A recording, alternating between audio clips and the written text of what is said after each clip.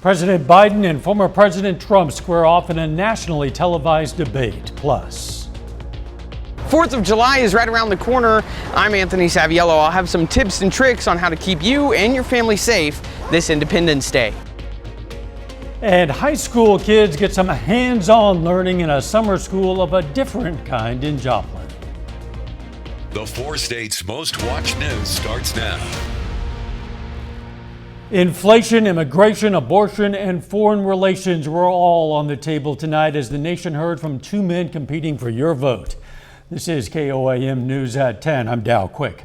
President Biden and Donald Trump sparred on a wide range of issues as they tried to make their case tonight. Reporter Skylar Henry has details. In a rematch from 4 years ago, President Biden and former President Trump faced off Thursday night for the CNN presidential debate, the first of the 2024 race. What's happened to our country in the last 4 years is not to be believed. Every single thing he said is a lie. Every single one. The presumptive GOP presidential nominee, who's 78, questioned the 81-year-old president's fitness for office. I really don't know what he said at the end of that sentence. I don't think he knows what he said either. With the debate underway, sources told CBS News President Biden has a cold.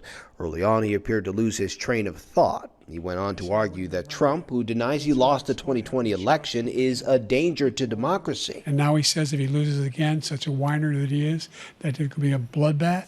With the election shaping up to be another close race, 1 in 5 voters tell CBS News this debate is going to help them make their decision in November. The two sparred over the economy. Inflation's killing our country. We have 800,000 new manufacturing jobs. They blamed each other for the nation's broken immigration system. We have a border that's the most dangerous place anywhere in the world. I've changed it in a way that now you're in a situation where there are 40% fewer people coming across the border illegally. That's better than when he left office. The candidates clashed over abortion and reproductive rights. If I'm elected, I'm going to restore Roe v. Wade. I believe in the exceptions for rape, incest, and the life of the mother. Both presumptive nominees returned to the campaign trail Friday, bringing their message directly to voters. Skylar Henry, CBS News, Atlanta. 2 men are scheduled to debate again in September after they both accept their party's nominations. Oklahoma's school superintendent wants to incorporate the Bible and the 10 Commandments in state classrooms. The announcement came at a State Board of Education meeting in response to a key ruling from the state Supreme Court. Ryan Walters is calling for every Oklahoma classroom, 5th grade through 12th, to have a Bible and says teachers must instruct from it. He says the Bible is a document that has significance to historical events as well as the foundation of America. We see multiple figures, whether we're talking about the Federalist Papers, constitutional conventional arguments, and Martin Luther King Jr., who use it as a tremendous impetus for the civil rights movement, and tie many of those arguments back to the Bible. Walters says he'll issue a memo to every school district in Oklahoma concerning the Bible in the classroom requirement. The Oklahoma Education Association issued a response today saying in part, quote, teaching about the historical context of religion and the Bible is permissible. However, teaching religious doctrine is not permissible. Public schools cannot indoctrinate students with a particular religious belief or religious curriculum. The state superintendent cannot usurp local control and compel education professionals to violate the Constitution, end quote. Let's check in with Chief Meteorologist Doug Heddy now for our first look at the weather. Well, of course, it was a hot one for us today, but at least the humidity wasn't that bad, so it felt at least a little bit better today. Average highs 88, we hit 91, started at 66, record 102 set back in 1953. Fairly comfortable. Most of us are sitting mid to upper 70s to near 80 degrees, and we don't have much of a heat index, so it's not real muggy and sticky outside. Of course, that will start to return. We look fine now, but we are tracking some thunderstorms out across central and western Kansas, and these are going to head toward us. They're going to fall apart, but some of these will get into the region, especially after 3 or 4 o'clock in the morning, mainly on the Kansas side. So here's 4 a.m., some scattered little thunderstorms kind of pushing through mainly along the north of I-44 as we go through the overnight hours. Any showers we do see will dissipate, be out of here by mid-morning, but additional chances for rain, which we need, are in the forecast. We're going to look at that here in a bit. All right, we'll catch you in a few. With the 4th of July right around the corner, first responders are warning about the dangers surrounding fireworks. KOAM's Anthony Saviello has tips and tricks to keep you and your family safe. America's birthday, a day to celebrate our independence and remember the origins of our country. It can also be a day of injuries if you're not careful. The key to shooting fireworks off safely is being prepared. You want to have an open area away from buildings, away from your vehicles, away from tall grass to shoot your fireworks. But even before that, you want to make sure you have a bucket of water or a charged hose line, something that if a firework does go ahead and catch fire, you're able to put it out, or once they are spent, you're able to soak them in that water before you dispose of them into your trash cans. According to the Consumer Product Safety Commission, 9,700 injuries were related to fireworks last year. 1,500 of those were from firecrackers and sparklers alone. The minor burns is the biggest thing. I think people do try to be safe. Sometimes accidents do happen. That's why they're accidents. It's important to keep your small children and pets away from dangerous fireworks. However, there are still ways for them to get in on the fun. We have snappers, snakes, little stuff like that. The tanks are good. We also will give you punks that can kind of prevent them from getting burned or stuff like that. If they want to, maybe light a firework or something, that's really good to give the kids. That way they feel like they're doing something. All fireworks have warning labels that tell you exactly what they do. Some fireworks stores, like here at Jake's, will even allow you to scan your firework, and it'll allow you to preview it so you can know whether or not it meets your needs before you set it off. Once you're done buying your fireworks, don't worry. If you still have questions, the employees will be able to answer them, and you get free punks along with every firework purchase. As to when you can set off your fireworks, each city has their own rules. Just check with your local ordinances, and they can give you a clear, defined time of when you can and can't shoot off your fireworks. Once you have what you need to light your fireworks safely, you can let the fun begin. Just make sure to douse and dispose of properly. Anthony Saviello, KOAM News. You're going to find more fireworks safety tips on our website. Of course, that's KOAMnewsnow.com. The Grand River Dam Authority has a caution for people heading to a lake or river for the July 4th holiday. Boat safe, smart, and sober. The holiday is typically one of the busiest times on the water. The GRDA police say they'll be out in full force to perform patrols, assist boaters, and of course promote safe outings. Among their tips, wear a life jacket, don't boat or float alone, and don't drink and boat. They say most serious boating accidents involve alcohol. Freeman's week-long summer program is exposing teenagers to a variety of roles in the medical field in Joplin. Students learn about bacteria, hospital functions, even how to stop a bleed. 28 students are enrolled in Freeman's Health Academy. Organizers say the program has been growing since its return in 2023. I see so many different areas that you only kind of hear about. You don't get to go and get up close and more hands-on. So that was really cool. And then we also are doing growing cultures for the lab. And so that is cool also.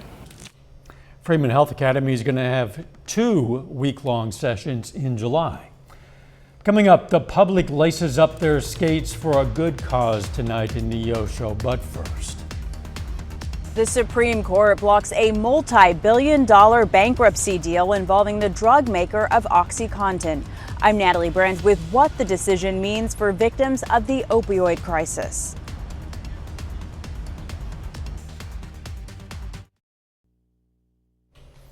the U.S. Supreme Court has issued another long-awaited ruling, this one impacting OxyContin maker Purdue Pharma and victims of the nation's opioid crisis. Natalie Brand has that report.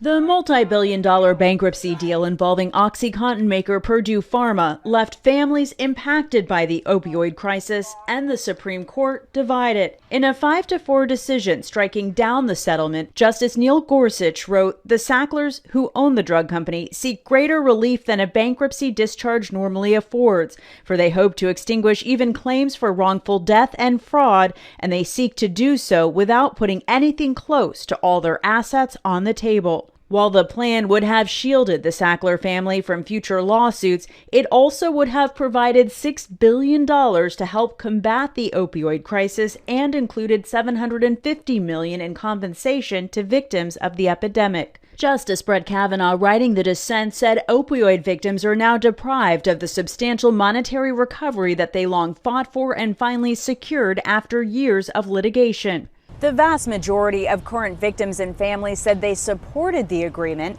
while legal analysts say Thursday's decision opens the door to new lawsuits down the road. It's a process that could take time to play out. I think for a lot of states, localities, private families, they wanted certainty. They wanted to know that the amount that was offered, they would be able to obtain. And now the fact that this deal has unraveled and they have to sue the Sackler family separately means that it will be expensive, it will take time. In a statement, Purdue Pharma called the decision heart-crushing, but says the ruling does not deter the company from using settlement dollars for opioid abatement and turning Purdue Pharma into an engine for good. Natalie Brand, CBS News, Washington.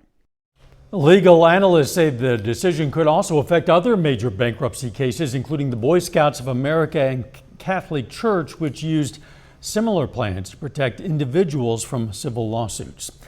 The public rolled into the Skateland Fun Center of Neosho tonight for a good time and a good cause. The event raised money for the Children's Miracle Network, which helps local children and families with medical needs such as prescriptions, medical equipment, and specialty care. A $10 entry fee got people in the door, and all the proceeds went to CMN. The money goes to whether they need gas to go to Kansas City, do they need lodging to stay there for long periods of time. It goes to any kind of surgeries or special therapies, anything like that. Children's Miracle Network covers 100%. Children's Miracle Network means the world to us because Vincent was born with multiple health issues, and because of Children's Miracle Network, we have a seizure monitor, and that's something I could never have afforded without their help. Every dollar raised locally stays local. Donations help children and their families in 14 counties in Missouri, Oklahoma, and Kansas. The Lamar City Park hosted a community picnic. The event takes place on the fourth Thursday of every month, March through October, except for August. Features food trucks, live music, games, a lot more. The next picnic in the park is going to take place on July 25th. A little later, Webb City cuts the ribbon on a new driving range entertainment center. John Dales has that story and more coming up in sports. Plus, we're going to start to heat right back up. Also, some thunderstorms. We're going to look at that coming up.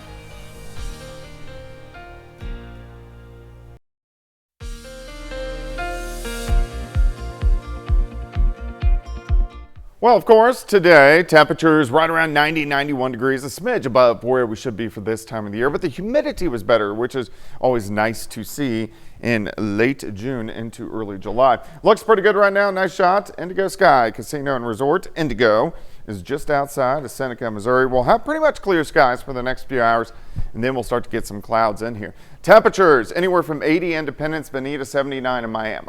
We have Pittsburgh at 78, 77 in Carthage. Neosho is sitting at 80 degrees. Let's go outside. Here's 7th and Rangeline sitting at 78. East, southeasterly winds at about 5, and those are going to increase as we go through the overnight hours tonight. Dew point's not bad, kind of 60 to about 65. This measures humidity, so in that 60 to 65 degree range, it feels not bad to a little bit sticky. Now, that is going to increase as we go through the next couple days. Also on top of that, winds will increase on your Friday. Southerly winds gusting 20 upwards to 30 miles per hour and staying windy tomorrow night. And then on Saturday, the winds will start to back off just a little bit. Heat advisories in effect on Friday, not in Missouri, not in Arkansas, Kansas, Oklahoma.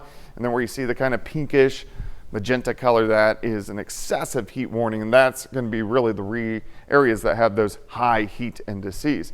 Clear skies right now, not too much going on, but let's go west. We're tracking showers and thunderstorms really from Dodge City back through the panhandles of Oklahoma and Texas. These are going to work in later on tonight, but at the same time, they will start to fall apart. So we're not going to see much rain from them. And you can see this little upper level wave. So if you follow the arrows, they will move due east through the overnight hours. Quiet. Next couple hours, you can see a couple scattered showers and thunderstorms trying to work into our northwestern counties. Scattered showers along and north of I-44 into the morning hours. Here, 6:30. Anything that does develop is going to be out of here by 9 or 10 o'clock in the morning. And then things heating up during the afternoon, 96, 97 degrees for afternoon highs. Tomorrow night, again, scattered showers and thunderstorms work in late, a complex. Some of those storms could be a little bit stronger, so we'll keep our eyes on these tomorrow night, lasting into Saturday morning. So we'll have scattered showers and a few thunderstorms to start the day on Saturday, and then we heat up again.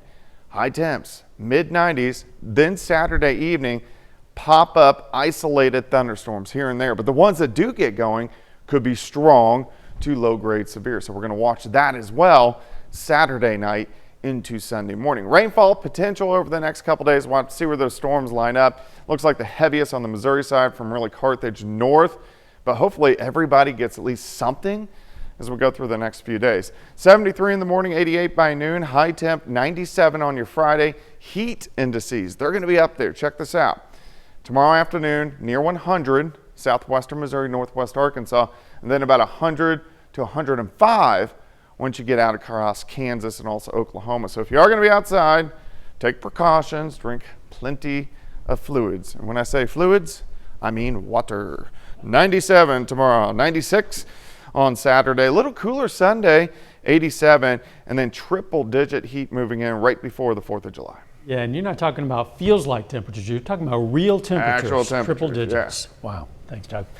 Still ahead, a former Pitt State Gorilla is one step away from heading to the Olympics, and the Joplin Outlaws try to open their homestand with a win. John Dales has those stories and more. It's coming up next.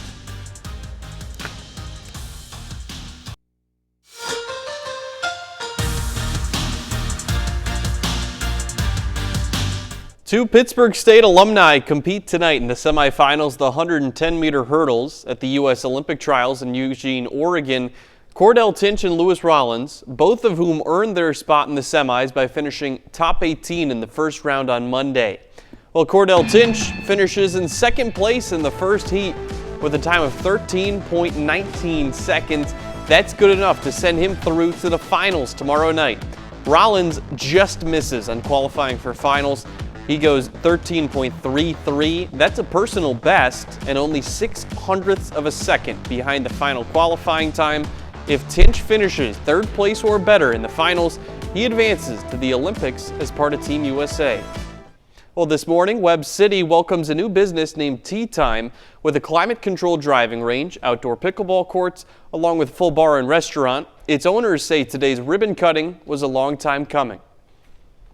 4 years ago, we had the concept, and we were sitting there at a coffee shop, Joplin Greenhouse, and Kellen just said, "Hey, let's do Topgolf," and I kind of thought he was crazy. And I said, we should start smaller, maybe just a driving range. So we agreed to that, and then we ended up just adding to it, and eventually this is kind of where we ended up, and I think it's well worth it. We had so many no's along the way, so many hoops to jump through, but there's a lot of people in this community that rallied for this project, and for it to be here today is just completely surreal. Switching gears to collegiate summer baseball, the Joplin Outlaws have the best home record in the Mid-America League. They are 8-1 in games played at Joe Becker Stadium. That's where they are this evening. Joplin opens up a 4-game home series tonight facing the Fort Smith Marshals, who make the trip up I-49. First inning, Rayvon Morgan goes to left field. That's going to drop in for an RBI single. Outlaws score first. It's 1-0. Later in the frame, Drake Lee comes up to the plate. He hits a sharp liner back up the middle and through. That allows Morgan to come in and score. Joplin leads 2-0. First inning rally doesn't stop there. 2 on, 2 out. Mike Blackiston places this one perfectly just past the infield. That scores a pair of runs. Joplin jumps out to a 4-0 lead to begin this ball game. However, Fort Smith claws its way back into it. Dylan Lopez singles to left field. That gives Fort Smith its first lead of the game as the offense starts to heat up. Still some time left. Last check of the score, though, has Fort Smith leading Joplin 14-8 in the ninth. Meanwhile, Mink League, Nevada Griffins fall to the defending champs from Jefferson City. Final score 5-1. These two play each other again tomorrow. Now Major League Baseball, Cardinals get walloped at home by the Reds. 11-4 the final score in the first game of that series. Then over at Kauffman Stadium, the Royals get a very important win tonight. They beat the AL Central leading Guardians 2-1. That's it for sports. We're back after this. Some young area musicians today tuned up and took part in a music workshop. Pitt State hosted the first day of its string camp, all about, obviously, stringed instruments. Today the camp focused on technique and rehearsing. String camp wraps up with a concert for family and friends tomorrow, 6 p.m. at the Bicknell Family Center for the Arts. Some more hot days ahead of us, Doug. Yeah, getting hotter for us tomorrow. Mainly upper 90s. Heat indices about 105. A couple random showers early, and then some thunderstorms tomorrow night. Thunderstorms again Saturday night. Stays hot into the weekend, a little bit cooler on Sunday, and then heat returns early next week. Final sports note. The Olympic trials, which we've been covering all week, could be very exciting for us tomorrow night. Cordell Tinch goes into the men's 110-meter hurdle final. He's the 5th seed right now. If he finishes 3rd or better, he's going to Paris as Team USA. Oh, wouldn't that be something? That would be awesome. We'll obviously be following him closely. Thanks for joining us. Don't forget the morning show starts at 5 a.m. and let's make it a great tomorrow.